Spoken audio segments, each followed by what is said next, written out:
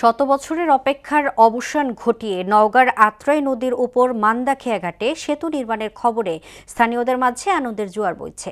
এই সেতুটি নির্মিত হলে মান্দা সদর সহ পার্শ্ববর্তী এলাকার লক্ষাধিক মানুষের দীর্ঘদিনের যাতায়াত দুর্ভোগ লাঘবের পাশাপাশি যোগাযোগ ব্যবস্থা ও স্থানীয় অর্থনীতি উল্লেখযোগ্যভাবে গতিশীল হবে।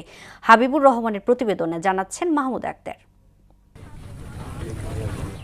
আত্রাই নদীর উপর একটি সেতুর দাবিতে দীর্ঘদিন ধরে আন্দোলন ও অপেক্ষায় ছিলেন মান্দা উপজেলার নদীর দুই তীরের মানুষ। শিক্ষা, চিকিৎসা, কৃষিপণ্য পরিবহন এবং দৈনন্দিন যাতায়াতে খেয়া নৌকায় ছিল তাদের একমাত্র ভরসা।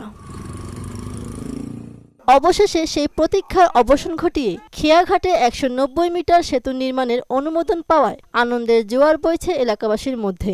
দ্রুত নির্মাণ কাজ শুরু হবে এমনটাই প্রত্যাশা তাদের। আমাদের মানুষের দুর্ভোগ, রোগীদের জন্য, ছাত্রছাত্রীদের জন্য, এলাকার মানুষের জন্য যে একটা বন্ধন তৈরি করে দিলেন। এই ব্রিজটি শুধুমাত্র জনগণের আশা আকাঙ্ক্ষা পূরণেরই নয়, এটি একটি সংগ্রামের ব্রিজ। কারণ এই ব্রিজটি যদি হয় তাহলে অন্তত ৩-৪টি ইউনিয়নের অসংখ্য রোগী এখান দিয়ে যাতায়াত করে। সেতুটি নির্মাণে প্রধানমন্ত্রী বরাবর আবেদন জানানোর পর উদ্যোগ গ্রহণ করা হয় বলে জানায় নওগাঁ ৪ আসনের সংসদ সদস্য।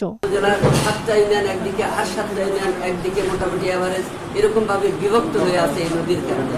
সুতরাং এইখানে একটা ব্রিজ নির্মিত হলে আমাদের গোটা উপজেলার এক ছাতার নিচে আসবে।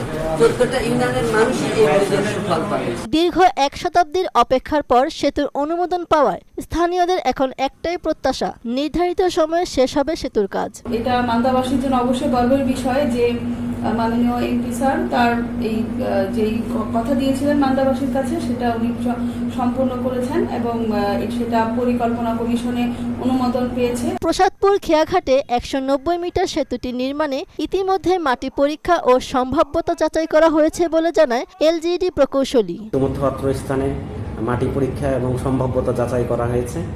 এটি এখন পরিকল্পনা কমিশনে প্রস্তাব আকারে আছে।